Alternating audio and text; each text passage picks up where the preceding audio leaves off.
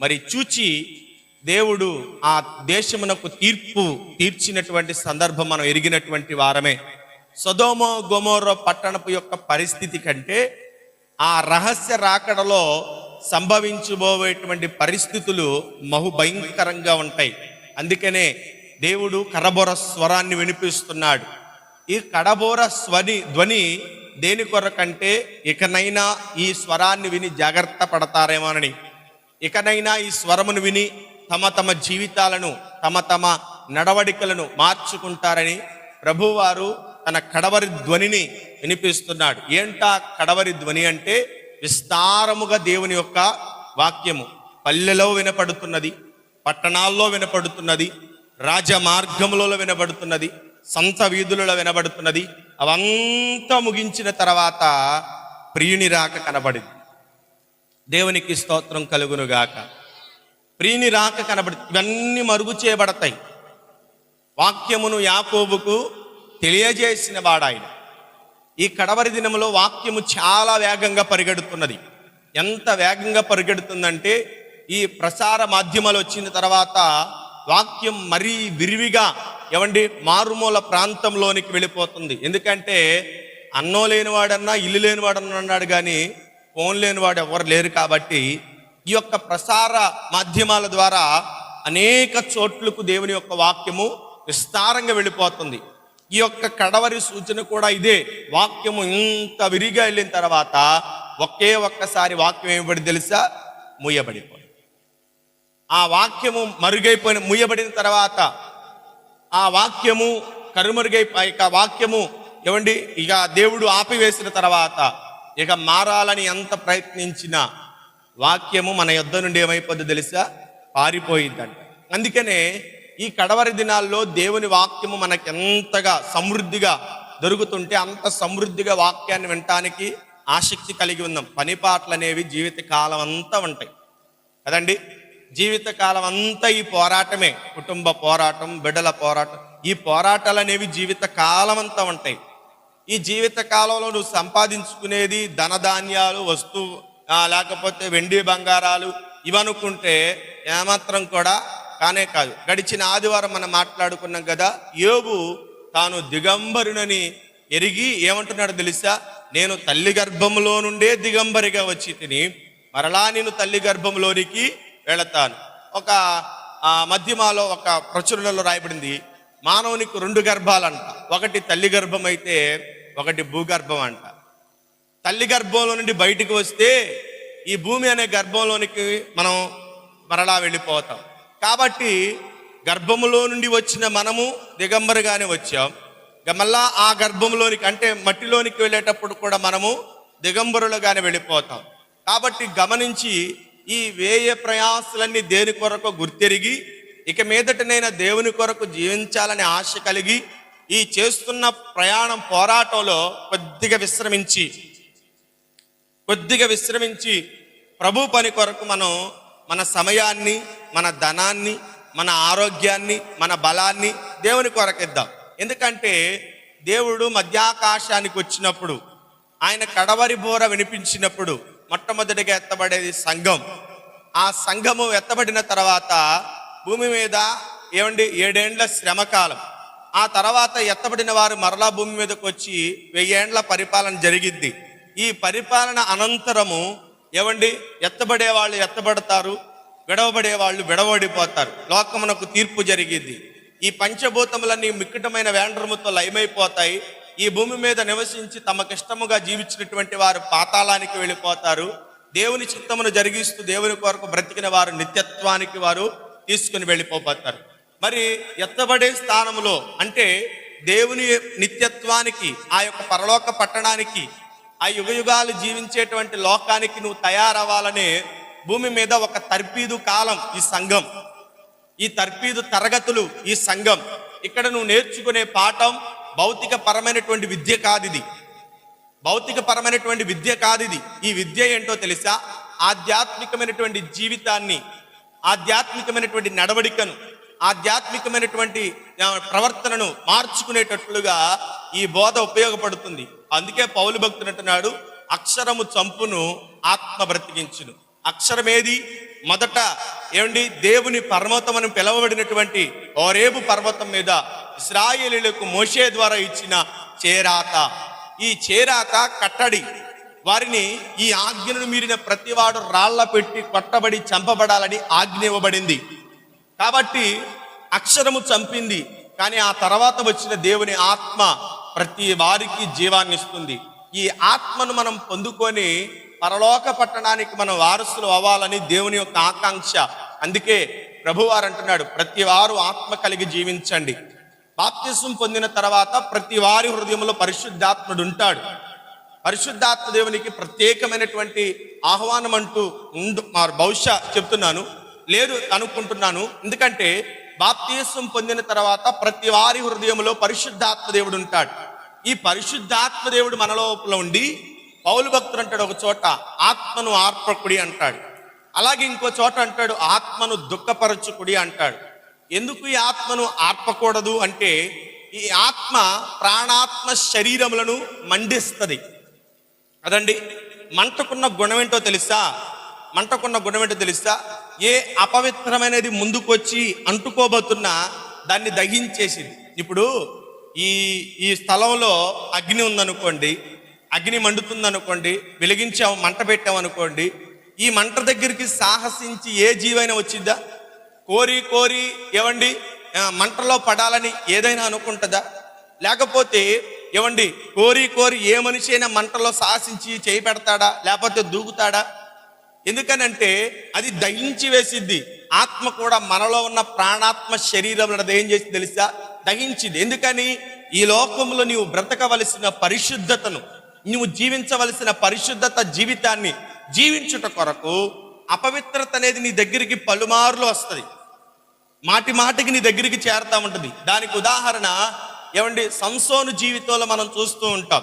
ఏంటా సంసోను జీవితంలో ఆఖరి ఘట్టం అంటే, అతడు దెలీలా ప్రేమలో పడిన తర్వాత దెలీలా మాయ మాటల చేత అతడు ఏమయ్యాడో తెలుసా? బలహీనుడైపోయాడు. మాటికంట ఎలాగా? అతన్ని విసిగిచ్చేసిందంట. నీ బలం ఎక్కడుందో చెప్పవా? నీ శక్తి ఎక్కడుందో చెప్పవా? నీకున్న ఆ యొక్క శక్తికి రహస్యం ఏంటో చెప్పవా అని ఆమె మాటల చేత అతన్ని విసిగించిన తర్వాత అతడు తన ప్రాణము చావగోరి చెప్పేశాడు రహస్యాన్ని. ఇప్పుడు ఈ ఆత్మ మనలో ఉందనుకోండి, నిన్ను విసిగించేది, నీ ప్రాణాన్ని ఆయాసపరిచేది, నిన్ను పలుమార్లు ప్రలోభానికి లొంగదీసేది, నిన్ను మాటిమాటికి పాపానికి ప్రేరేపించేది ఏదైనా నీ దగ్గరకు వచ్చిందనుకోండి, ఈ మండుతున్న ఆత్మ నీలోనికి రానివ్వకుండా అది బయటే తగిలిపెట్టేసింది.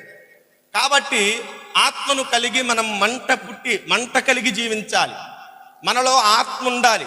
ప్రతి వారు ఆత్మను చల్లార్చే స్థితిలోనే ఉంటున్నారని పరిశుద్ధాత్మ దేవుడు ఆక్రోధన చెందుతున్నాడు.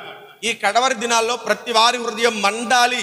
మండినప్పుడే శిష్యులు ఎమ్మై మార్గంలో వెళుతూ ఉండగా యేసు ప్రభు వారితో మాట్లాడుతున్నప్పుడంట వారి హృదయాలు మండినివంట. మండి ఏం చేశారు? తగలబడిపోలా. అర్థమవుతుందా? మండి తగలబడిపోలా. ఏమయ్యారు వాళ్ళు? పూర్వపు సంగతులను జ్ఞాపకం తెచ్చుకున్నారు. ఏంటి పూర్వపు సంగతులు? ఆయన సజీవుడై ఉన్న కాలంలో ఆయన వారికి చెప్పిన సంగతులు వారు జ్ఞాపకం తెచ్చుకున్నారు. ప్రియమైనటువంటి దేవుని సంగమా, మనకు కూడా ఈ ఆత్మ మండిపోయి చేసి తెలుసా?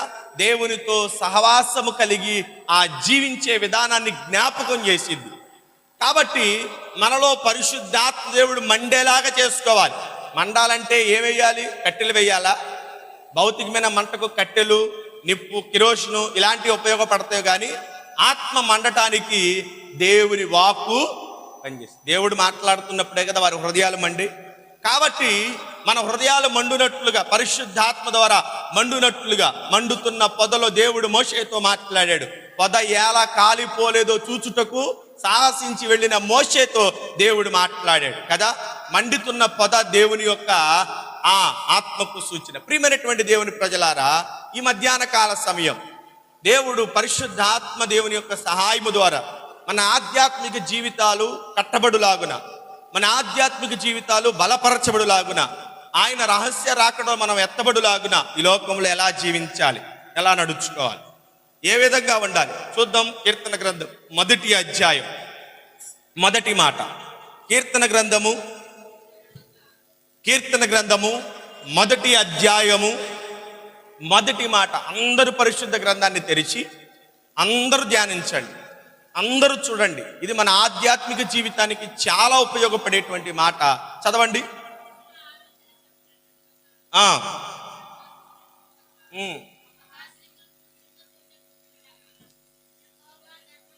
నేను చెప్పింది ఒకటే,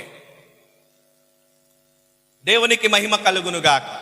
సార్ బిగ్గరగా చెప్దామా? ప్రియమైనటువంటి దేవుని ప్రజలారా, రాయబడినటువంటి మాట కీర్తన గ్రంథము ప్రారంభమే మొట్టమొదటి అక్షరం ఏంటో తెలుసా? దుష్టులు. దుష్టుల యొక్క ప్రవర్తనను, దుష్టుల యొక్క జీవిత శైలిని మనం అనుసరించకూడదు. 3 భాగాలు ఈ యొక్క మాటలో మొదటి అధ్యాయంలో మనకు కనబడుతుంది. మొదటి భాగం నడవక, రెండవది నిలవక, మూడవది కూర్చోండక. మన జీవిత విధానం అంతా అనుసరించే విధానాలు ఇవి. మొదటిది ఏంటిది? నడవడం. రెండవది ఏంటి? నిలవటం. మూడవది ఏంటి? కూర్చోండటం. ఇదే కదా మన జీవిత విధానం. మన ఆధ్యాత్మిక లేదా భౌతికమైనటువంటి జీవితంలో అనుదినం జరిగే క్రమాలు ఇవి, పనులు ఇవి. ఈ పనులనే పరిశుద్ధాత్మ దేవుడు ఎత్తి పట్టించి భక్తుని ద్వారా ప్రథమ స్కంధముగా తొల్లిటి మాటగా జ్ఞాపకం చేస్తున్నాడు. ఏమని జ్ఞాపకం చేస్తున్నాడంటే, దుష్టులు ఆలోచన నడవద్దు. రెండవది పాపులు మార్గము నిలవద్దు. మూడవది అపహాసికులు కూర్చుండు చోటుకి నువ్వు కూర్చుండద్దు. నీవు కూర్చుండే చోటు, నీవు నిలిచే చోటు, నీవు నడిచే చోటు, ఈ 3 చాలా ప్రాముఖ్యం. ఎందుకంటే నీ ఆధ్యాత్మిక జీవితాన్ని ఉన్నత స్థితికి నడపాలన్నా, లేదా ఆధ్యాత్మికమైనటువంటి జీవితాన్ని పతన స్థితికి చేర్చాలన్నా ఈ 3 సహవాసంలో నిలిచేది, నడిచేది, కూర్చుండేది కదా. ఎక్కువగా ఒక 2 స్నేహితులు కనబడ్డారనుకోండి, వారు చేసే మొట్టమొదటి పని ఏంటి? నా సంగతే చెప్తాను. ఏంటంటే, ఈ ఆదివారం అయిన తర్వాత నాకు ఎప్పుడు ఉండే స్నేహితులు ఏంటంటే, మొట్టమొదటిగా మేము కలుసుకునేది ఏంటంటే, కలుసుకున్న తర్వాత ఏం చేస్తాం తెలుసా? మాట్లాడుకుంటూ నడుస్తాం. కొంత దూరం నడవాలి. ఎందుకంటే మరి అందరం ఒకే చోట నుంచుంటే బాగోదని చెప్పి కొంచెం నడుస్తూ ఉంటాం. తర్వాత ఒక చోటుని ఎన్నుకొని ఆ చోట కూర్చుంటాం, నిలబడతాం. తర్వాత ఆ చోట మేము కూర్చుంటాం. ఈ కూర్చునే నడిచే విధానం, నిలిచే విధానం, కూర్చుండే విధానం నీ ఆధ్యాత్మిక జీవితాన్ని, నీ యొక్క ఆత్మీయ స్థితిని బలపరిచే విధంగా ఉందో లేదో జ్ఞాపకం పెట్టుకో. దుష్టుని గురించి రాయబడినటువంటి మాటలు, వాడు చెడ్డవాడు, చెడు ప్రవర్తన గలవాడు, మోసగాడని. దుష్టునికి పాత నిబంధన గ్రంథంలో, కొత్త నిబంధన గ్రంథంలో ప్రథమంగా ఎవరు కనపడతారంటే అపవాది కనపడతాడు. వాడి ప్రవర్తన, వాడి యొక్క శైలి, వాడి యొక్క విధానం అంతా దుష్టునితో పోల్చబడింది కదా. వాడు దుష్టుడై చెడ్డ కార్యాలు చేశాడు. చెరిపాడు మనుషులను. ఆదాము లేని సమయమున అవ్వ నడుచుకుంటూ తోటకి వెళ్ళింది. ఒక చోట తాను నిలబడింది. ఆ చోట నిలబడటమే, నడవడమే, అక్కడ తాను స్థిరపడటమే తన జీవితానికి ఒక భయంకరమైనటువంటి శాపాన్ని తెచ్చిపెట్టుకుంది. ప్రియమైనటువంటి దేవుని ప్రజలారా, మనము నడిచే వ్యక్తి ఎవరు? మనము నిలిచే చోటు ఏది? మనం కూర్చుండే చోటు ఏది? మనం ఏది ఎలా చేస్తున్నామో గమనించి జ్ఞాపకము చేసుకొని, ఈ యొక్క ఆదివారపు దినాన దేవుడు నీకు అందిస్తున్న ఈ మాటలు నువ్వు ఒకసారి వినే విధానాన్ని ఒక మాట చెప్పి ఆ తర్వాత వాక్యంలోనికి వెళతాను. నువ్వు వినే విధానం ఎలా ఉండాలో తెలుసా? తండ్రి అపస్మరణ, చివరి దినాలు, మరణ సమయాలు సమీపించిని, మరణానికి దగ్గరగా ఉన్నాడు. హాస్పిటల్లో బెడ్ మీద, వెంటిలేటర్ మీద తాను ఉంటూ ఏదో చివరి పలుకులు ఏదో పలుకుతున్నాడు, ఏదో మాట్లాడుతున్నాడు. వినే కుమారుడు ఎలా వింటాడు చెప్పాలి. ఎలా వింటాడు చెప్పండి? ఎలా వింటాడు కుమారుడు? ఇది నా జీవితానికి ఏదో మేలు దాగి ఉంది. ఎందుకంటే తండ్రి తన యొక్క జీవిత కాలం అంతా సంపాదించిన ఆ సంపాదన దాని యొక్క రహస్యమై ఉండొచ్చు. లేకపోతే పొలములు, స్థలములు కొని రహస్యంగా ఇంకా ఏదైనా తన జీవితానికి మేలు కలిగించేది ఉపయోగపడేది, లాభాన్ని తెచ్చిపెట్టేది. ఏదైనా తండ్రి నోట నాకు వినబడితే దాన్ని ఒకవేళ పోగొట్టుకుంటే నా వంటి దౌర్భాగ్యుడు ఎవడు ఉండడని అనుకొని ఏం చేస్తాడు తెలుసా? తండ్రి చివరి మాటలకు కుమారుడు ఆసక్తి చూపుతాడు. ఎంత ఆసక్తి చూపుతాడు చెప్పండి? ఏమండి, ఆ దినాన ఆ సమయమున చెవిటోడు కూడా చెవిటి మిషన్ పెట్టుకొని వింటాడు. ఎందుకని? ఆ చివరి సమయంలో మాటలు గనక వినకపోతే ఇక తన జీవితం అంతా ఏడుపే. ఏమండి, దేవుని యొక్క వాక్యం కూడా మనం ఎలా ఉండాలో తెలుసా? మన ఆత్మీయ జీవితానికి లేదా మన జీవితానికి ఇది చివరి రోజు అయితే ఈ మాటలే గనక నేను వినకపోతే, నేను ఈ మాటలు వినకపోతే, నేను ఒకవేళ వినకపోతే ఈ మాటలు పోగొట్టుకుంటే, ఈ మాటలు మరలా నాకు దొరక్కపోతే నా జీవితం అంతా నరకంలోనికి వెళ్ళిద్దని చెప్పి ప్రతి క్రైస్తవుడు తన దేవుని ఒక్క మాట ఇది నా జీవితానికి చివరి మాట అనుకొని వినాలి. అలా వింటేనే మన జీవితాలకు ఉపయోగపడేటువంటి చాలా విలువైనటువంటి మాటలు ఏమండి పరిశుద్ధాత్మ దేవుడి దినాన అందించబోతున్నాడు. చదవబడిన లేఖన భాగంలో దుష్టుడు గురించి రాయబడినటువంటి మాటలు, మన ఆధ్యాత్మిక జీవితం ఎలా కట్టుకోవాలో కొన్ని పరిశుద్ధ గ్రంథంలో నుండి కొన్ని మాటలు మనం చదువుకుందాం. 92వ కీర్తన గ్రంథము 92వ కీర్తన 5వ చరణాన్ని చూద్దాం.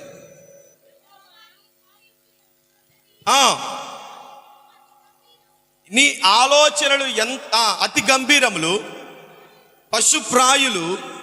చూడండి ప్రియమైనటువంటి దేవుని ప్రజలారా, మొదట మనం చేయవలసిన పని ఏంటంటే పరిశుద్ధాత్మ దేవుడి దినాన మనతో మాట్లాడు. దుష్టుల ఆలోచన చొప్పున నడవ. మన యొక్క విధానాలు, మన యొక్క వైఖరి ఏమండి ఎప్పటికప్పుడు ఒక మనిషిని ఆలోచన అడుగుతూ ఉంటాం. ఏమండి నేను పని చేయాలనుకుంటున్నాను, ఎలా చేయాలి, ఏం చేయాలి అని ఎదటి వారిని సలహాలు తీసుకుంటూ ఉంటాం. పరిశుద్ధ గ్రంథం అంటుంది మనుషుల ఆలోచన చొప్పున కాకుండా, మనుషుల పద్ధతి కాకుండా, లేదా నీ సొంత ఆలోచన ప్రకారం చేయకుండా దేవుని ఆలోచన ప్రకారం లేదా దేవుని యొక్క ఉద్దేశానుసార ప్రకారం నువ్వు జీవిస్తే చాలా నీ ఆధ్యాత్మిక జీవితానికి అది మేలు తెచ్చిపెట్టింది. దుష్టుల ఆలోచనకి వెళ్ళొద్దు. ఏమండి పరుల యొక్క ఆలోచనకి వెళ్ళొద్దు. పరుల యొక్క ఉద్దేశాలకు నువ్వు పోకుండా దేవుని యొక్క వాక్యపు ప్రకారం, దేవుని యొక్క ఆలోచన ప్రకారం మనం నడవగలిగితే చాలా మంచిది. మనం దుష్టుల ఆలోచన తీసుకోవద్దు, దుష్టుడి యొక్క వైఖరికి మనం పోవద్దు. మన సొంత ఆలోచనలు కూడా మనము నెరవేర్చుకో. ఎందుకంటే దుష్టుడి యొక్క వైఖరి ఏంటంటే వాడు చెడ్డవాడు, చెడు ప్రవర్తన గలవాడు, మోసం చేస్తాడు. నేను మంచిగా చెప్తాడు కానీ, మంచి మాటలు నీకు చెప్తాడు కానీ, మంచి మాటలు చెప్పినట్టుగానే ఉంటాయి కానీ అవి నీకు ఎలా ఉంటాయి, తర్వాత నీకు అవి ఏ ప్రతిఫలాన్ని తెచ్చిపెడతాయి అంటే నీ జీవితానికి నష్టాన్ని తెచ్చిపెడతాయి. దావీదుకు ముందు సౌలు ఈ ఇరువురు రాజులు కూడా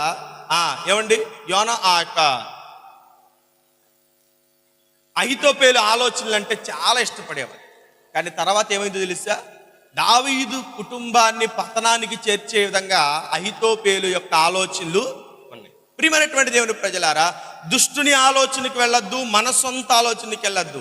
వాక్య భాగంలో యెషయా గ్రంథము 55వ అధ్యాయం 8-9 వాక్యంలో రాయబడినటువంటి మాట చూడండి. యెషయా గ్రంథము 55వ అధ్యాయము 8-9 వాక్యంలో రాయబడినటువంటి మాట, నా తలంపులు మీ తలంపులు వంటివి కావు, మీ త్రోవలు.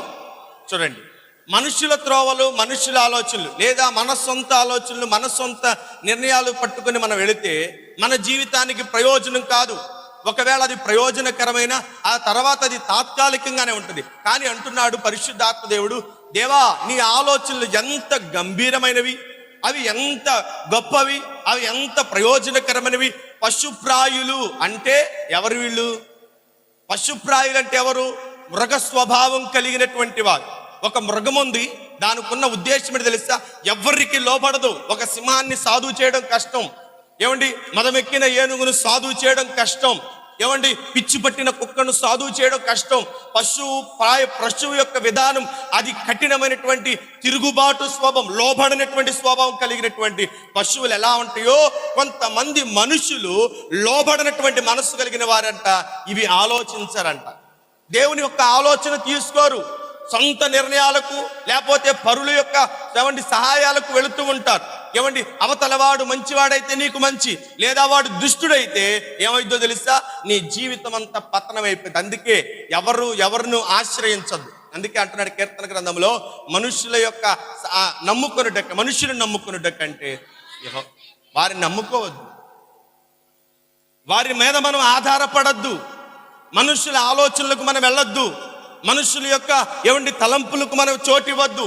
నీవు నిలిచే చోటు, నడిచే విధానం, నువ్వు కూర్చుండే విధానం సమస్తము దేవుని మీద ఆధారపడితే నీ ఆధ్యాత్మిక జీవితంలో నీవు దేవునితో కూడా కొనిపోబడుటకు, ఆ రహస్య రాకడకు నువ్వు సిద్ధపడతావు. ఈ దినాలు భయంకరంగా ఉన్నాయండి.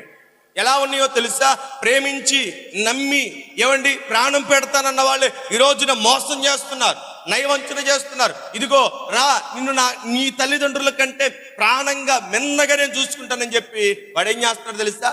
మాయ మాటల చేత వాడు ఎదుట ఆ యొక్క యవన స్త్రీని లోపరుచుకొని, ఆ మాయ మాటల చేత ఆమెను లోపరుచుకొని, ఆమెను తన వశం చేసుకొని, తల్లిదండ్రులకు వేరు చేసి, అన్నదమ్ములకు వేరు చేసి, అక్కచెల్లెలకు వేరు చేసి తీసుకువెళ్ళి దూరాన ఎవ్వరు లేని చోట వాడు ఏం చేస్తున్నాడు తెలుసా? ఆమెను ప్రాణం తీసి చంపేస్తాడు. ఎందుకని? వాడి ఆలోచన మంచిదని పోయింది. తల్లిదండ్రులు చెప్తూ ఉంటారమ్మా, ఎవరు మాట వినొద్దమ్మా, అసలే రోజులు మంచివి కాదు, నమ్మటానికి ఎవరు మంచివాళ్ళు కాదు, ఎవరు నమ్మొద్దు, యవన కాలంలో ఉన్నావు, యవన రక్తం ఉరకలు వేస్తూ ఉంటుంది, ఇది మంచిది అది మంచిది, ఇది చేయాలి అది చేయాలని తొందరబాటుతనం మనకుంటది. అమ్మ నీకుంటది, జాగ్రత్త. యవన కాలంలో వేసే ప్రతి అడుగు, నడిచే ప్రతి అడుగు జాగ్రత్తగా వేయి. ఎవరితో సహవాసం చేస్తున్నావు, ఎవరి మధ్యన కూర్చుంటున్నావో, ఎవరితో కలిసి నువ్వు జీవితాన్ని జీవిస్తున్నావు, జాగ్రత్త. ఎందుకంటే వారి ప్రభావం వలన నీ జీవితానికి నష్టం కాకుండా చేర్చుకో. యవనస్తులే కాదు, మధ్యన నడి వయసులో వారు కూడా సహవాసములు లేదా మాట్లాడుకునే విధాలు జాగ్రత్తగా లేకపోతే నీ జీవితాన్ని పతనం తెచ్చుకుంటాయి. జాగ్రత్త. ఎవరితో కలిసి నడుస్తున్నావు, ఎవరి ఆలోచన చేత నడిపించబడుతున్నావు, ఎవరి ఆలోచన నీకు ఇష్టముగా మార్చబడ్డాయి.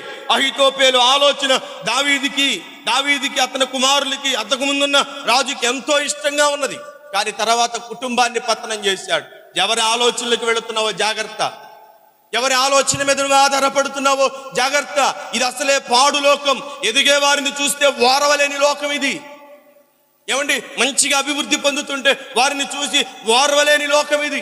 ఈ లోకంలో మనుషుల మాటలు నీకు మంచిదనిపిస్తే, మనుషుల ఆలోచనలు మంచివనిపిస్తే జాగ్రత్త. తదుపరి నీ జీవితము దుఃఖముగా మారిపోయింది.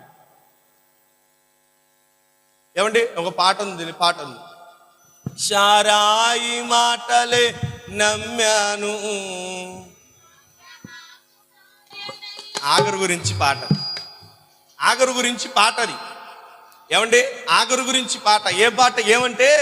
ఆగరు ఐగుప్తు దేశం నుండి శారాకు దాసీగా పంపబడింది. శారాకు దాసీగా పంపబడినప్పుడు దాసీలకు వివాహం ఉండదు, పిల్లలకు అనరు. వివాహం వారి జీవితం అంతా ఎవరికైతే యజమానుడి కింద దాసీగా పెట్టబో వారి జీవితం అంతా అక్కడే బ్రతకాలి, అక్కడే చనిపోవాలి. ఇక వారికంటూ స్వతంత్రం అంటూ ఉండదు. ఆగరు శారాయి మాటలు నమ్మిందంట. ఏమని నమ్మింది? ఇదిగో నాకు గర్భము, నాకు ఇప్పుడు పిల్లలకనే వయసు నా దగ్గర లేదు, ఇప్పుడు అబ్రహాము సంపాదించిన ఆస్తికి వారసుడు కావాలి. దేవుడిచ్చాడు వాగ్దానం. ఏ వాగ్దానం ఇచ్చాడు? నీ సంతానాన్ని ఇసుక రేణువలే, ఆకాశ నక్షత్రములే విస్తరింపజేస్తానని దేవుని వాగ్దానం ఉంది. కాబట్టి వాగ్దానం బట్టి కుమారుని కనాలి, కాబట్టి వాగ్దానం బట్టి సంతానం రావాలి. కాబట్టి ఇప్పుడు నా దగ్గర గర్భము కంటానికి ఉపయోగపడదు. కాబట్టి ఇదిగో నువ్వు వెళ్ళి అబ్రహాము పక్షాన చేరితే నీకు పుట్టిన కుమారులు నా వారవుతారు. కాబట్టి వారి ద్వారా నా సంతానాన్ని విస్తరింపజేసుకుంటాను. దేవుని వాగ్దానాన్ని ఇలా నేను నెరవేరుస్తానని శారా తొందరపాటు నిర్ణయంతో, సొంత ఆలోచనతో ఏం చేసింది తెలుసా? ఆగరును అబ్రహాము దగ్గరికి పంపించింది. అనుకున్న రీతిగానే ఆగరు గర్భవతి అయింది. గర్భవతి అయిన తర్వాత ఇప్పుడు ఆగర్కి శారం ఏమైందో తెలుసా? చొలకనగా మారిపోయింది. ఎలా మారిపోయింది? ఓ ముసలాయన, అయితే అయ్యో ఆస్తి పరిరాలివి, ఇంత ఆస్తి ఉంది, ఏం ఇసుకో గొడ్డు మోద్దానివి, ఇంత ఆస్తికి ఒక్కడికి వెళ్ళ వారసుని. ఇగో ప్రతిసారి అద్దం దగ్గరికి వెళతాం, ఎన్నో నెల వచ్చిందో చూసుకోవడం, పుట్టబోయే బిడ్డకు అప్పుడే కుట్టడం, ఇవన్నీ చేస్తూ ఉంది. ఎంత నాటకీయంగా చెప్తున్నాను అంతే. పుట్టబోయే బిడ్డకి అది చేయాలి, ఇది చేయాలి, బారసాల వస్తే ఏం చేయాలి, పేరేం పెడదాం, పుయ్యాల బంగారుకి చేపిద్దామా, ఇంటికి చేపిద్దామా? అబ్రాహాము నువ్వేం మాట్లాడవేంటి? ఏం మాట్లాడతాడు? శారమ్మ మాట విన్నాడు, ఆఖరికి లోబడిపోయాడు. ఇప్పుడు తన జీవితం అంతా చెప్పుడు చేతుల్లో ఉండిపోయింది. ఇప్పుడు ఆమె అటు తిప్పితే అటు తిరగాలి, వీడు తిప్పితే ఇటు తిరగాలి. అబ్రహాము స్వతంత్రం లేదు, తలనొప్పి ఎక్కువైపోయింది. ఏమండి, యాగరేమో ప్రతిసారి ఏమండి పని మానేసి పద్దాక అద్దం దగ్గర నుంచి ఉంటుంది. ఏమండి, చూడు నన్ను చూడు, నా సోకు చూడు, నన్ను చూడు, నా పనితనం చూడు అన్నట్లుగా ఏమండి ప్రతిసారి అద్దం ముందు నిలబడి ఏమండి మాటి మాటికి ఏం చేస్తుంది తెలుసా? శారమ్మను విసిగేస్తుంది. ఈ విసుగుదల భరించలేక శారమ్మ ఏం తెలుసా, నువ్వు ఇమీడియట్లీగా ఆగరను పంపించేస్తావు. నిన్ను నెలతో ఉన్న ఆగర్ని బయటికి పంపించేశాడు. వెళ్ళిపోవడానికి గల కారణం ఏంటి చెప్పండి? సొంత నిర్ణయాలు తీసుకుంది శారమ్మ, తనకు భారంగా అది అయిపోయింది. దేవుడు దర్శించాడు, నీ సంతానాన్ని విస్తరింపజేస్తాను, వారు ఏమంటే అరణ్యమును స్వాధీనపరుచుకుని రాజులు అవుతారు, గొప్పవారు అవుతారని వాగ్దానం ఆగరు కూడా పొందుకుంది.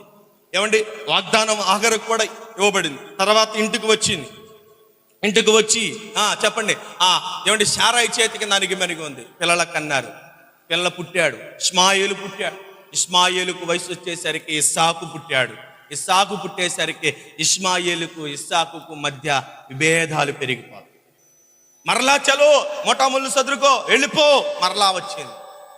ఇంత ఇదిగా మారడానికి గల కారణం ఏంటో తెలుసా?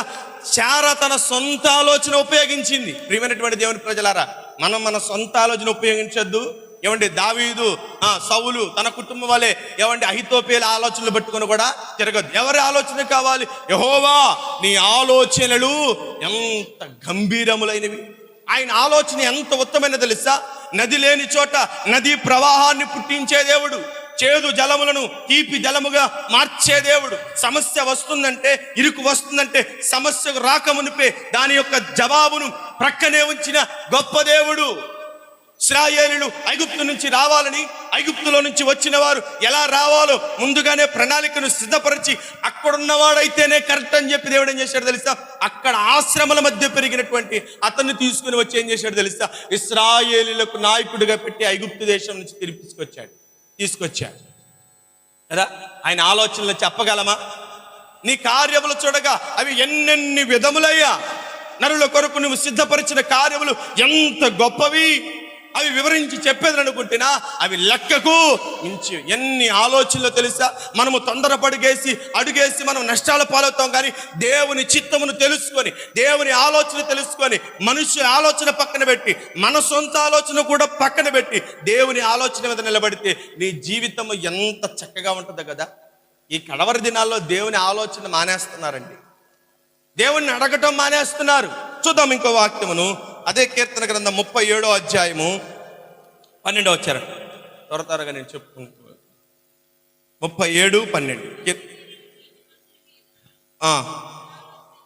దురాలోచన చేయుదురు, వాళ్ళని చూచి చూడండి. భక్తిహీనుని యొక్క జీవిత విధానం ఎలా ఉంటుందంటే, వాడి ఆలోచన విధానం దురాలోచన చేస్తారంట. దేవుని ఆలోచన ముఖ్యమా? ఏమండి, ఇలాంటి భక్తిహీనుడు వాడి యొక్క ఆలోచన దురాలోచన ముఖ్యమా? మనం ఎవరితో ఆలోచన చేయాలి? ఎవరి ఆలోచనలు మనకు కావాలి కదండి. దుష్టుల ఆలోచన చొప్పున నడవద్దు. మనం ఎవరి ఆలోచన తీసుకోవాలి?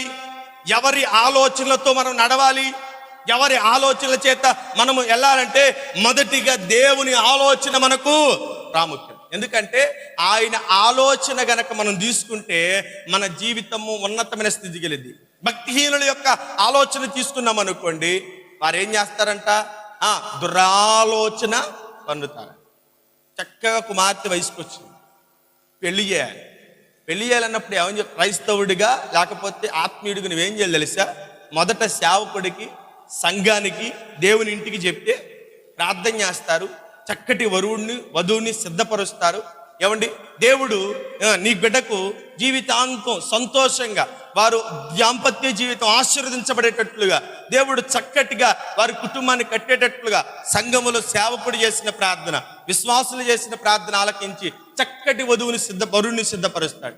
అదే కాకుండా పెళ్ళిళ్ళ పేర దగ్గరికి వెళ్ళి కట్నం ఇంతైతే ఇంత ఇస్తా అనే ఏమంటే వ్యాపార విధంగా పెళ్లి సంబంధాలు చూసుకున్నాం అనుకోండి, ఏమైంది చెప్పండి? వ్యాపారం లాభం ఉన్నంతసేపు బాగానే ఉంటుంది, నష్టం వచ్చిన తర్వాత దివాళా చేస్తాడు. కుటుంబాలు అలా ఉండకూడదు. అలా ఉండకుండా ఉండాలని ఏం చేయాలి తెలుసా? ఎవరి ఆలోచనకి వెళ్ళకూడదు. భక్తిహీనుల యొక్క ఆలోచనకి వెళ్ళామనుకో, వాళ్ళు అంటారు ఏమైతే ఏమైందమ్మాయి, బాగా చదువుకున్నాడు కదా, బాగా చదువుకున్నాడు, ఆడైతే కరెక్ట్ అని చెప్పి వాడిని తీసుకొచ్చి తగిలిస్తారు. వాడేమవుతాడు తర్వాత చెప్పండి? వాడేం చేస్తాడు తర్వాత? తాగుడికి, రకరకాలైనటువంటి విషయాలకు వాడు వెళుతూ కుటుంబాన్ని పతనం చేస్తుంది. భక్తిహీనుల ఆలోచన తీసుకోకూడదు. వారి ఆలోచనలు దురాలోచనలు పాడు చేస్తాయి. మరి నీ జీవిత విధానంలో ఎవరి ఆలోచన ప్రాముఖ్యం అంటే దేవుని ఆలోచనే చూద్దాం. అదే కీర్తన గ్రంథము 28వ కీర్తన 3వ చరణాన్ని చూద్దాం. 28వ కీర్తన. భక్తిహీనులు పాపము చేయువారిని నీవు లాగివేయనట్లు లాగివేయకుము. వారి దుష్ట ఆలోచన ఎక్కడుంచుకున్నారంట? దేవుడంట భక్తిహీనుల్ని, పాపుల్ని లాగివేస్తారంట. ఎక్కడి నుంచి లాగివేస్తాడు చెప్పండి? పరలోక పట్టణానికి చేరకుండా మృత్యులోకానికి ఆయన లాగిపడేస్తాడు. ఇప్పుడు అట్లా లాగివేసినట్లుగా దేవా నన్ను కూడా అలా లాగివేమాక. ఎందుకంటే మునుపు నా జీవితం కూడా అలాగే ఉంది. ఎలా ఉంది ఏమండి? చక్కగా సైన్యములో ఉన్నతంగా మంచి నీతి విలువలు కలిగి జీవిస్తున్నటువంటి ఏమండి ఉరియాను మరణానికి లాగివేశాడు. మరణానికి లాగివేశాడు. ఎవరో? ఈ దావీదే. ఒకవేళ నేను చేసినట్లుగా దేవా నన్ను చేయమాకు.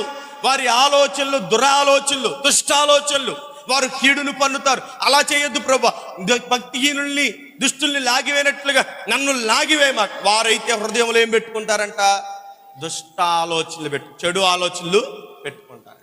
ప్రియమైనటువంటి దేవుని ప్రజలారా, మనము నడిచేది, నిలిచేది, కూర్చుండేది ఏ ఆలోచనలు కలిగిన వారితో మనం కూర్చుంటున్నామో, నడుస్తున్నామో, నిలుస్తున్నామో జ్ఞాపకం పెట్టుకోండి.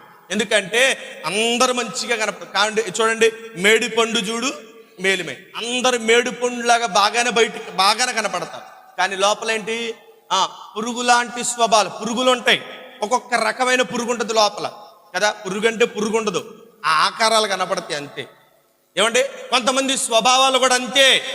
బయటికి కనబడినట్లు బాగానే మంచిగా కనపడతారు, లోపలంతా చెడు, కుళ్ళు, ద్వేషం, పగబెట్టుకొని బతుకుతారు. ప్రియమైనటువంటి దేవుని ప్రజలారా, మరి ఎవరి ఆలోచన ప్రకారం మనం వెళుతున్నామో ఒకసారి జ్ఞాపకం. నీ ఆలోచన కూడా తీసుకోవద్దు.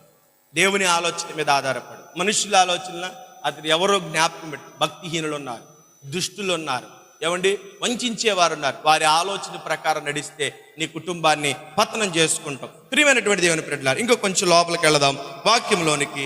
మనం ఈ యొక్క జీవిత విధానం మనం ఎలా నడుచుకోవాలనేది మరొక భాగాన్ని మనం చూద్దాం. ఎలా నడుచుకోవాలి, ఏ విధంగా నడుచుకోవాలి. ముందు మనం నిలవకూడదు, నడవాలి కదా. ఎలా నడుచుకోవాలి, ఎలా నడవకూడదు. మొదటి మాట ఏంటి? దుష్టుల ఆలోచన చెప్పున నడవదు. ఈ మొదటి మాట. ఎలా నడవాలి, ఎవరితో నడవాలి, ఏ విధంగా నడవాలి. మనం వాక్యం ధ్యానిస్తూ వచ్చినాం. దుష్టుల యొక్క ఆలోచన వైఖరి, వారి యొక్క విధానాలు. దేవుని ఆలోచన అయితే మనకు మంచిది, భక్తిహీనుల ఆలోచన అయితే వారి హృదయంలో ఏదో కీడు తలపెడుతూ ఉంటారు అనే విషయాలు మనం ధ్యానిస్తూ ఇప్పుడు మనం ఎలా నడవాలి, మన ఆధ్యాత్మిక జీవితాన్ని ఎలా నడిపించుకోవాలి అనే మాట మనం ధ్యానం చేద్దాం. చూడండి, కీర్తన గ్రంథం 16వ అధ్యాయం 7వ వాక్యం. కీర్తన గ్రంథము యెహోవాను స్తుతించెదను రాత్రి గడియలలో నా అంతరేంద్రియము. ఇప్పుడు చూడండి ప్రియమైనటువంటి దేవుని ప్రజలారా, దేవుని ఆలోచన ప్రకారం మనం నడవాలి. అర్థమవుతుందా? దేవుని ఆలోచన మనం ఎలా నడవాలి అనే దాని మీద మనం ధ్యానిస్తున్నాం. దుష్టుల ఆలోచన చెప్పున నడవద్దు, దుష్టుని యొక్క ఆలోచన ప్రకారం మనం నడవద్దు అనే మాట మనం ధ్యానిస్తూ మనం ఎలా నడవాలి, మన జీవిత విధానాన్ని ఎలా నడిపించుకోవాలి, ఎలా నడిస్తే మనకు క్షేమం అని మనం ధ్యానిస్తూ ఉండగా 16వ అధ్యాయంలో 7వ వాక్యంలో రాయబడినటువంటి మాట, యెహోవాను స్తుతించి. ఇప్పుడు మనము నడవవలసిన విధానం ఏంటంటే దేవుని ఆలోచన ప్రకారం. ఆయన ఆలోచనలు, ఆయన యొక్క ఉద్దేశాలు ఎంత గొప్పవి, ఎంత చక్కగా ఆయన ఆలోచన విధానం అంటే చూడండి. కీర్తన గ్రంథము, అదే కీర్తన 73వ కీర్తన 24వ వచనం చూడండి. 73:24 కీర్తన. నీ ఆలోచన చేతను నడిపించదవు.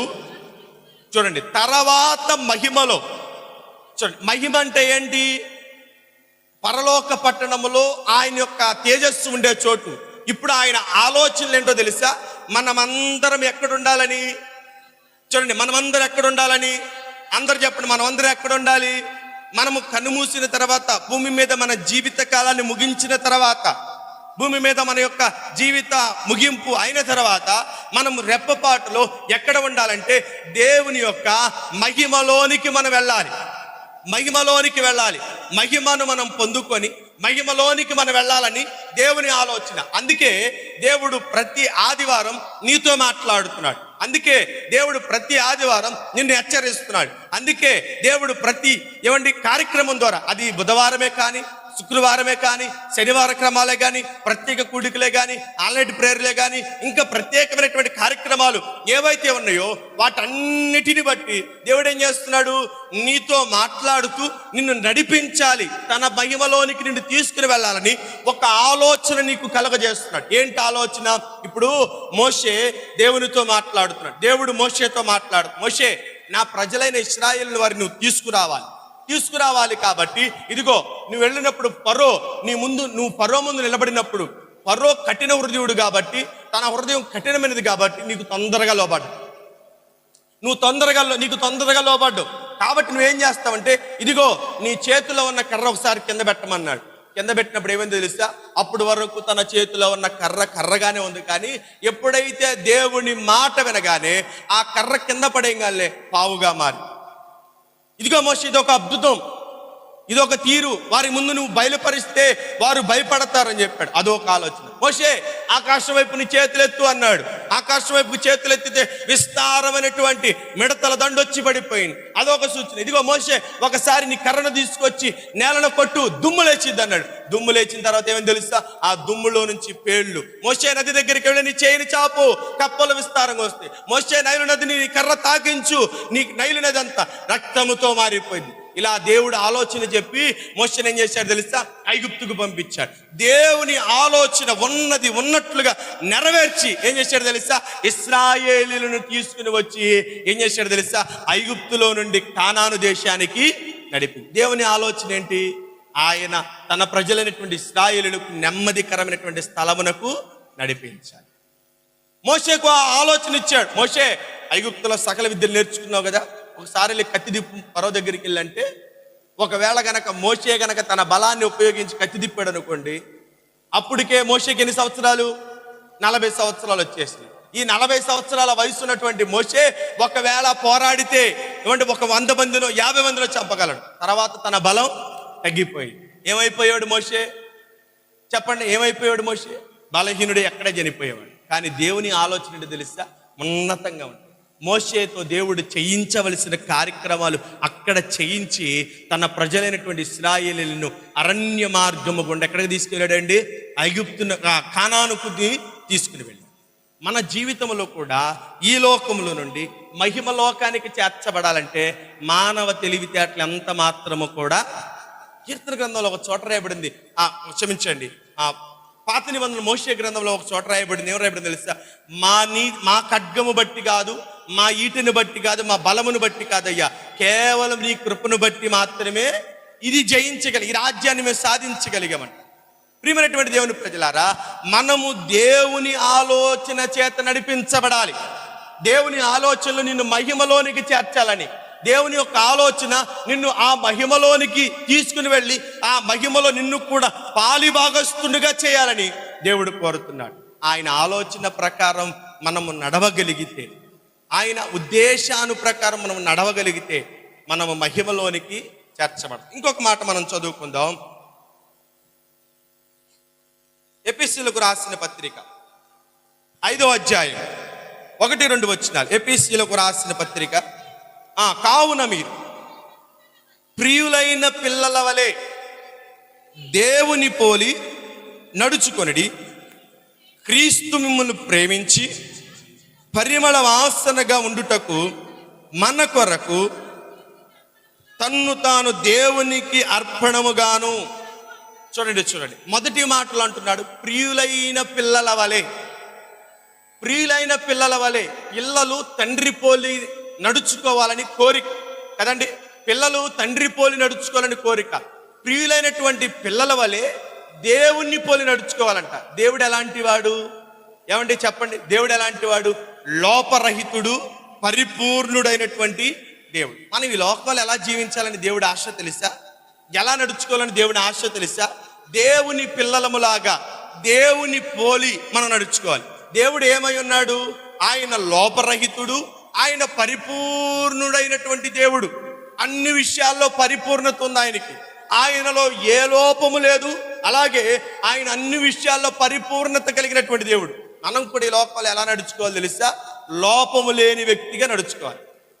మనలో కొన్ని లోపాలు ఉంటాయి. ఏ లోపాలు? ఏమంటే చాలా కొంతమందికి కొన్ని రకాలైనటువంటి లోపాలు ఉంటాయి. ఇప్పుడు ఆ లోపాలన్నిటిని మనం ఏం చేసుకోవాలి? తీసివేసుకొని దేవుని పోలి మనం నడుచుకోవాలి. ఏమండి, ప్రతి మనిషికి ఒక బలహీనత అదండి. ప్రతి మనిషికి ఒక బలహీనత, అది ఏదైనా కావచ్చు, ఏ బలహీనత అయినా కావచ్చు. ఇప్పుడు ఆ బలహీనతలన్నిటిని మనం ఏం చేయాలి? తీసివేసుకొని లోపరహితుడైనటువంటి దేవుణ్ణి పోలి, పరిపూర్ణుడైనటువంటి దేవుణ్ణి పోలి మనం నడుచుకోవాలి. దేవుని వైపు చూస్తూ ఆయన పోలి మనం నడుచుకోవాలి. అందుకే పౌలు భక్తుడు అంటున్నాడు, నేను క్రీస్తును పోలి నడుచుకున్నట్లు మీరు నన్ను పోలి. నేను క్రీస్తును చూచి ఆయనలో ఉన్న పరిపూర్ణత్వాన్ని, ఆయనలో ఉన్నటువంటి ఆ లోపరహితమైనటువంటి జీవితాన్ని పోలి నేను నడుచుకున్నా. మనం కూడా ఇప్పుడు ఏం చేయాలి? నడిచే విధానం, మొదట మనం నడిచే విధానం ఎలా నడవాలి? మొదట మనం నడిచే విధానం ఆలోచన, దేవుని ఆలోచన ప్రకారం నడవాలి. రెండవది, దేవుని పోలి దేవుని యొక్క కుమారులమై ఆయన ఉద్దేశ ప్రకారమైనటువంటి జీవితం జీవిస్తూ మనము ఆయన్ని పోలి నడుచుకోవాలి. ఇప్పుడు ఆయన పోలి నడుచుకోవాలంటే దేవునిలో ఉన్న గుణం, ఆయనలో ఉన్న లక్షణాలు మనలోనికి వస్తాయి అంటారా? వస్తాయి. ఎలా వస్తాయి? ఆయన మాట వింటే మనకు ఆయన పోలికలు మనకు వస్తాయి. మనం ఆయన మాట వింటే ఆయన పోలికలు మనలోకి వస్తాయి, ఆయన గుణగణాలు మనలోకి వస్తాయి. కాబట్టి దేవుని మాట వింటూ, దేవుని మాట ప్రకారం జీవిస్తూ, దేవుని ఆజ్ఞానుసారముగా ఈ లోకములో మనం జీవించగలిగితే మనలో లోపములను సరిచేసుకుంటూ పరిపూర్ణమైనటువంటి జీవితాన్ని మనము స్వతంత్రించుకునేలాగున ఈ లోకంలో మనము దేవునిని పోలి నడుచుకుంటూ ఉండాలి. ఆయనలో లోపం ఉందా?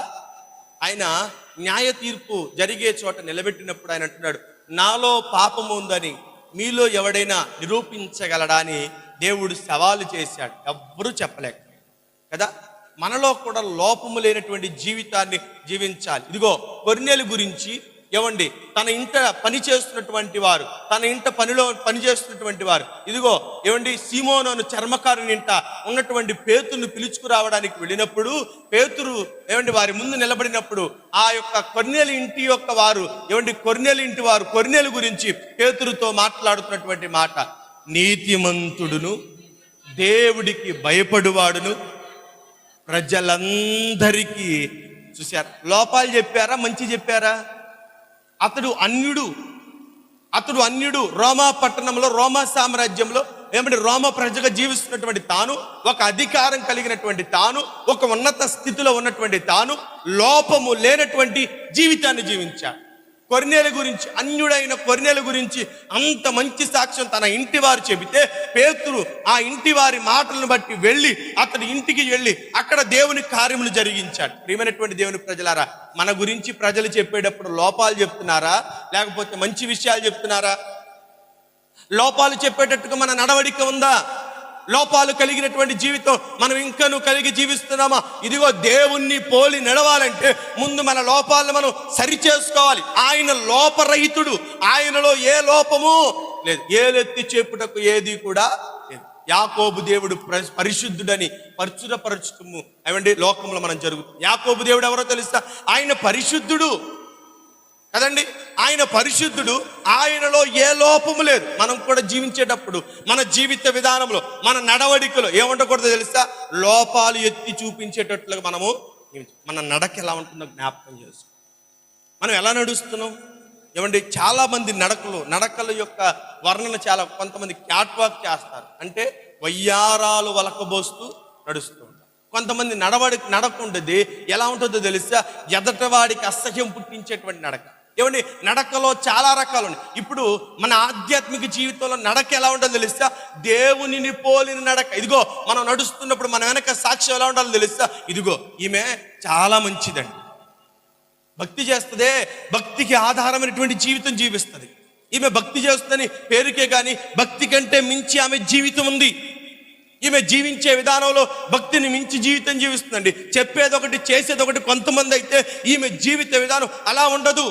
ఇప్పుడు ఈమె నడవడిక ఎలా ఉంటుందంటే, ఇప్పుడు వీధులు ఎలా ఉంటుందో ఇంటికాడ కూడా అలాగే ఉంటుంది.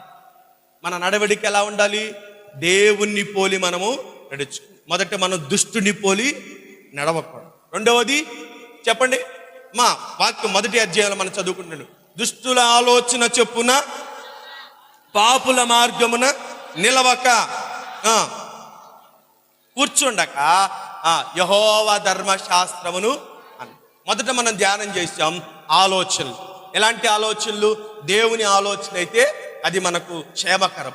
దుష్టుల ఆలోచనకి వెళ్ళకూడదు, భక్తిహీనుల ఆలోచనకి మనం పోకూడదు. రెండవది మనం నడిచే విధానం.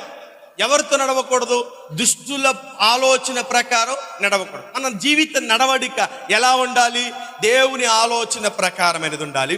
రెండవది దేవుని యొక్క దేవునిని పోలినదై మన నడవడిక ఉండాలి. మూడవది దుష్టుల యొక్క ఆలోచన పాటించక క్రీస్తు ప్రేమను, అదే ఎఫెసీయులకు రాసిన పత్రికలో 4వ అధ్యాయం 15వ వాక్యంలో మన నడవడిక ఎలా ఉండాలి?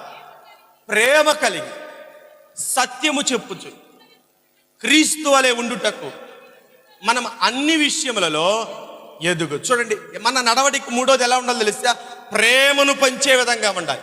ఈ లోకంలో మనం జీవిస్తున్నామంటే ఏమండి ఎలా ఉండాలి?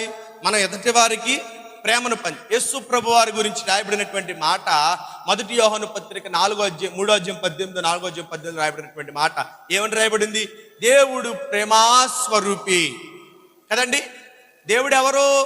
ప్రేమాస్వరూపి. ఆయన విశ్వసించి ఆయన నమ్ముకొని ఆయన ఆరాధించే ప్రజలు మనం ఎలా ఉండాలి? కోపిష్ఠులుగా, గర్విష్ఠులుగా, మాటి మాటికి చిరాకు పడేవాళ్ళలాగా ఉండాలా? ఎలా ఉండాలి? దేవుడు ఏ ప్రేమనైతే కలిగి ఉన్నాడో, ఏ ప్రేమనైతే మనుషుల మధ్య చూపించాడో, ఏ ప్రేమను కనపరిచాడో, ఏ ప్రేమను కనపరుస్తూ ఆయన ఈ లోకంలో 33.5 సంవత్సరాల తన యొక్క శరీరుడిగా ఈ లోకంలో సంచరించాడో, అదే ప్రేమను మనము కూడా మన జీవిత నడవడికలోకి అన్వయించుకోవాలి. ప్రేమను పంచాలి. మనం ప్రేమను పంచుతున్నామా? సాధ్యమైనంత వరకు అందరినీ ప్రేమించండి. అపోస్తలుడైన పౌలు అంటున్నాడు, ఈ లోకంలో వరాలు నిలిచిపోతాయి, ఆత్మ ఫలాలు నిలిచిపోతాయి, అన్నీ ఈ లోకంలో నిలిచిపోతాయి. అంత వరకు నిలిచి ఉండేది, నడిపించబడేది ప్రేమ ఒక్కటే చెప్పాడు. ప్రేమ కంటే మించిందేమీ లేదు, ప్రేమ కంటే గొప్పది ఏది లేదు. కల్వరిలో నా యేసును చూపిన ప్రేమ కంటే ఉన్నతమైన ప్రేమలు ఈ లోకంలో ఏమీ లేవు. నువ్వు నడుచుకోవాల్సిన విధానం, నీ జీవితం పరలోక పట్టణంలో నిలిచి ఉండాలంటే ప్రేమ స్వరూపుడైన క్రీస్తుకు కలిగిన ప్రేమను నువ్వు కలిగి జీవించాలి. సత్యమైతే అందరిని ఏం చేయాలి తెలుసా? ప్రేమించడం నేర్చుకోవాలి. ప్రేమను పంచడం అంటే లోకరీతిగా పుట్టే ప్రేమ కాదు, ఇది వాక్య ప్రకారమైనటువంటి ప్రేమ. ఆ ప్రేమ ఏంటో తెలుసా? నిన్ను అత్తుకుంటది, నిన్ను ఎత్తుకుంటది, నిన్ను ముదిమి వచ్చే వరకు చంకరెత్తుకుంటది. ఈ ప్రేమ నిన్ను చక్కపరిచింది. ఇదిగో పందుల గుంపుల మధ్య అతడు తిరుగుతూ ఆ వాసం చేసిన అతడు పరిగెత్తుకుని వస్తే ఈ ప్రేమ ఏం చేసింది తెలుసా? పరిగెత్తుకుంటూ వెళ్ళి అతడు ఉన్న స్థితిని చూడకుండా ఏం చేసింది తెలుసా? మెడ మీద పడి కౌగలించు. ప్రేమకున్న ఉన్నతత్వం, ప్రేమకున్న గొప్పతనం ఈ లోకంలో దేనికి లేదండి. ఈ లోకంలో దేనికి లేదు. ఈ లోకంలో తల్లి ప్రేమ కొంతకాలమే, తండ్రి ప్రేమ కొంతకాలమే, అన్నదమ్ముల ప్రేమ కొంతకాలమే, చెప్పండి, బంధుమిత్రుల ప్రేమ కొంతకాలమే, ప్రియుడు ప్రియురాల ప్రేమ కొంతకాలమే, భార్యాభర్తల ప్రేమ కొంతకాలమే. అంతము వరకు నిలిచి ఉండేది ఏంటో తెలుసా? దేవుని ప్రేమ మాత్రమే. ఈ ప్రేమ మాత్రమే అంతము వరకు నిలిచి ఉండేది. నీ నడవడికి ఎలా ఉంటుందో తెలుసా? ప్రేమ కలిగి జీవించాలి, ప్రేమ కలిగి నడుచుకోవాలి, ప్రేమను పంచాలి ఎదటి వారికి. ప్రేమను పంచాలంటే పూల చొక్కాలు వేసుకొని పూల రంగుల్లాగా తయారైతే ప్రేమిస్తారనుకుంటున్నాం. ఆ ప్రేమ కాదు, పిచ్చి ప్రేమలు అవన్నీ. నీ మాటలో ప్రేమ ఉలికి పడాలి, నీ చూపుల్లో ప్రేమ ఉలికిపడాలి, నీ ప్రవర్తనలో ప్రేమ ఉలికిపడాలి. అసలు నిన్ను చూస్తే నిన్ను ప్రేమామయుడైనటువంటి క్రీస్తు స్వారూప్యము నీలో అగుపడాలంటే. అంతేగాని మనం ఎలా ఉండకూడదు లోకంలో, కఠినులుగా, మూర్ఖులుగా, అసలు మనల్ని చూస్తే సిరాకు పుట్టేటట్టుగా, అసలు ఇటు మొహం చూస్తమే నాకు పెద్ద దరిద్రం అన్నట్లుగా ఉండకూడదు. ప్రేమను మనం పంచాలి ఎదుటి వారికి. ప్రేమ ఏం చేస్తుంది తెలుసా? నొప్పించిద్దంట. వాక్య భాగాలు ఎబ్రీయులకు రాసిన పత్రికలో ఉంటది కదా, తండ్రి ప్రేమించు కుమారుని ఏం చేస్తుంది తెలుసా? శిక్షిస్తాడు. ప్రేమ శిక్షించిద్ది, ప్రేమ గాయపరిచిద్ది, ప్రేమ చెప్పండి బాగు చేసింది కదా. ప్రేమించి వాడే కట్టిన కొడతారంట. ప్రేమించి తండ్రే కుమారుణ్ణి శిక్షిస్తుంది. ఈ ప్రేమ, ఈ శిక్ష దేని కొరకు తెలుసా? నీ మీదున్న ప్రేమను బట్టి నిన్ను బాగు చేయాలి. క్రీస్తు కల్వరి ప్రేమ, ఈ ప్రేమ ఎలాంటిది తెలుసా? మనల్ని బాగు చేసి లోకంలో వ్యభిచారులుగాను, దొంగలుగాను, నరహంతకులుగాను, పలు విధాలుగా ఏ మాత్రము కూడా మనుషుల చేత ఇష్టపడాలన్నటువంటి జీవితం జీవించే వారిని ఈరోజు దేవుడు తన స్వార్థకు వాడుకుంటాడు కదా. తన స్వార్థకు వాడుకుని ఏంటిది? క్రీస్తు కల్వరి ప్రేమ. ఆ ప్రేమ అందరినీ ప్రేమించి, యేసు క్రీస్తు అందరికీ ప్రభు అని అపోస్తుల కార్యం 10:36 మనం చూస్తాం. ఈయన ప్రేమాస్వరూపుడై ఉండి అందరినీ ప్రేమించాడు. 3వ అధ్యాయం 16వ వాక్యంలో యోహాను సువార్తలో దేవుడు లోకమును ఎంతో ప్రేమించాడు. ప్రేమించిన లోకము కొరకు, తన వారి కొరకు, తన ప్రజల కొరకు యేసు ప్రభు ఏం చేశాడు తెలుసా? తన ప్రాణమును అర్పించాడు. తన ప్రాణమును ఎప్పటి వరకు అర్పించాడు? ఆఖరి రక్తపు బొట్టు వరకు అర్పించాడు. ప్రియమైనటువంటి దేవుని ప్రజలరా, మన నడవడిక ఈ లోకములో ప్రేమను పెంచేదిగా ఉండాలి. దుష్టుల ఆలోచన చొప్పున నడవద్దు, దుష్టులు నడిచినట్లుగా నడవద్దు, దుష్టుల వైఖరి ప్రకారం మనం జీవించద్దు, దుష్టుడు మాదిరిగా మనం ఈ లోకంలో ఉండకూడదు. క్రీస్తును కలిగిన మనము మొదట మన జీవితం, మన ఆలోచన దుష్టుని పోలినటువంటి ఉండకుండా దేవుని ఆలోచన కలిగి ఉండాలి. రెండవది దుష్టుని యొక్క ఆలోచన ప్రకారం ఉండకుండా దేవునిని పోలిన నడవడిక మనలో ఉండాలి. మూడవది దుష్టుని పోలిన విధానం మనలో ఉండకుండా ప్రేమను పెంచే విధానం మనం కలిగి ఉండాలి. మూడవది దేవుని మార్గములో నడిచే నడవడిక మనం ఉండాలి. ఏంటి దేవుని మార్గములు? ప్రియమైనటువంటి దేవుని ప్రజలారా, ఇర్మియా గ్రంథం 6వ అధ్యాయం 16వ వాక్యంలో రాబడినటువంటి మాట, మార్గములలో నిలిచి చూడడి, పురాతన మార్గముల గురించి విచారించి తెలుసుకున్నది, మేలు కలుగు మార్గం ఏదని విచారించి అందులోనికి నడుచుకోవాలి. దేవుని మార్గమేది? మనుషుల మార్గమే. దేవుని మార్గములో ఏముంది?